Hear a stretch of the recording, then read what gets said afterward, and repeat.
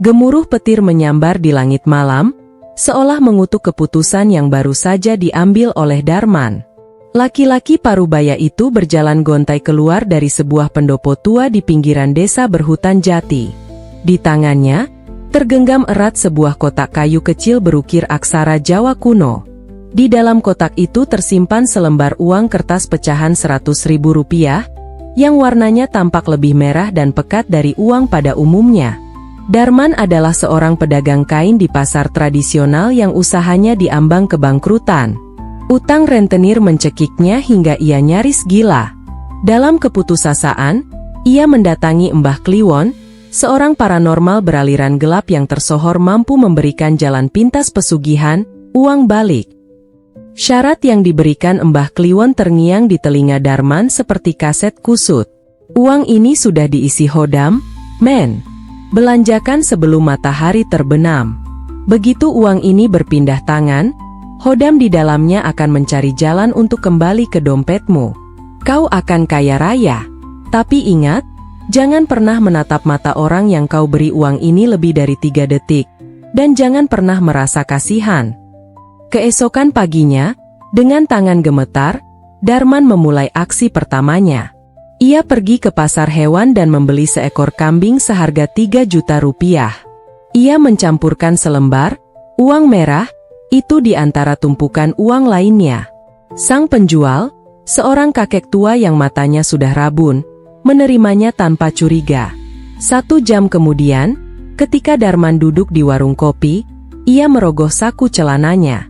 Jantungnya berdegup kencang saat jemarinya menyentuh selembar kertas yang familiar. Ia menariknya perlahan. Benar saja, lembaran 100.000 dengan tanda lipatan kecil di ujungnya itu telah kembali secara misterius ke dalam sakunya. Uang baliknya bekerja. Sejak hari itu, kehidupan Darman berubah drastis.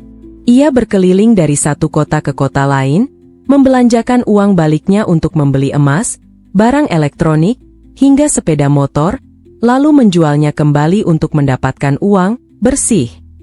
Lembaran 100.000 itu selalu kembali kepadanya, terkadang di dalam saku baju, di laci meja, atau bahkan di bawah bantal tidurnya.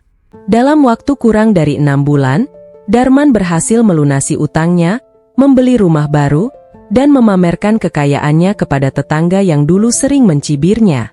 Namun, Darman lupa bahwa iblis tidak pernah berbisnis dengan cuma-cuma. Ada harga tak kasat mata yang terus membengkak setiap kali uang itu kembali ke tangannya. Memasuki bulan ke-7, keanehan mulai terjadi. Setiap malam, udara di rumah mewah Darman terasa sangat dingin dan lembab, membawa aroma anyir darah yang samar. Darman mulai kesulitan tidur. Ketika ia memejamkan mata, ia mendengar suara tangisan pilu dan jeritan orang-orang yang kelaparan. Puncaknya terjadi pada suatu malam Selasa Kliwon.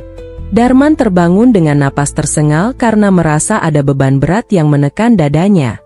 Ketika ia membuka mata, darahnya seakan membeku. Di sudut kamarnya yang remang-remang, berdiri sesosok bayangan hitam raksasa, menjulang hingga menyentuh langit-langit.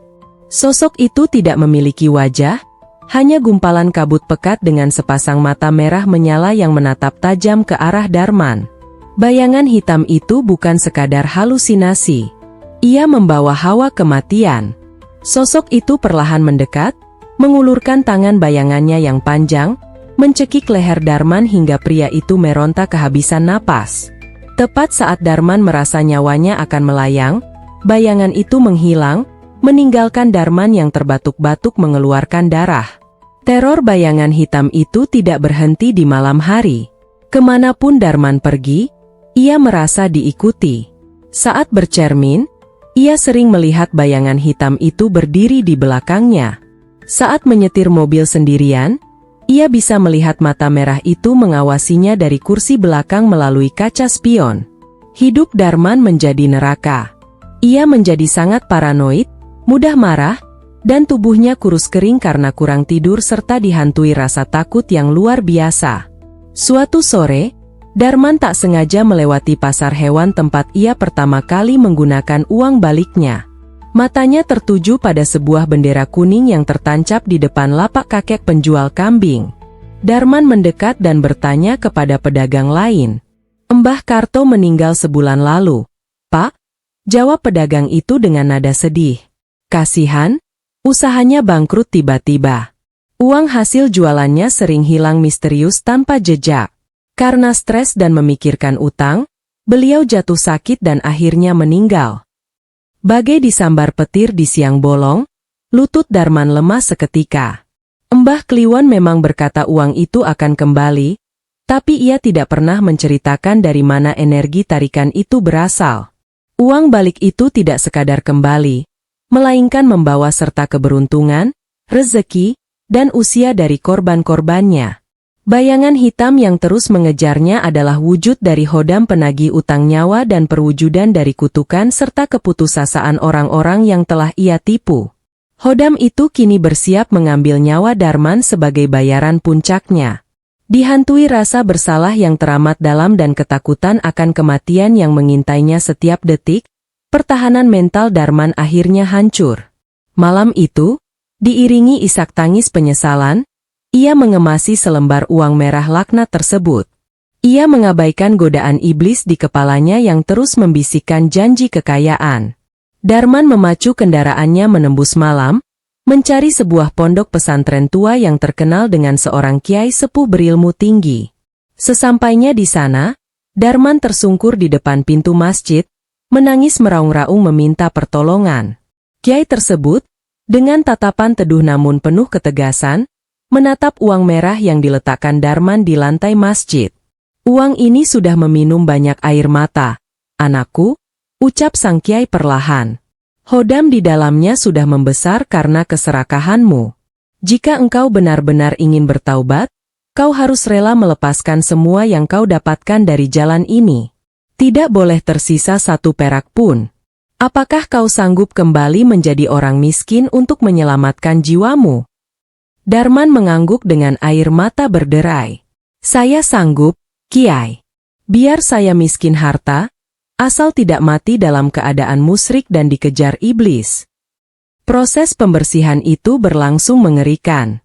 Saat sang Kiai membacakan ayat-ayat suci Al-Quran dan membakar selembar uang tersebut, angin puyuh seketika bertiup kencang di dalam masjid.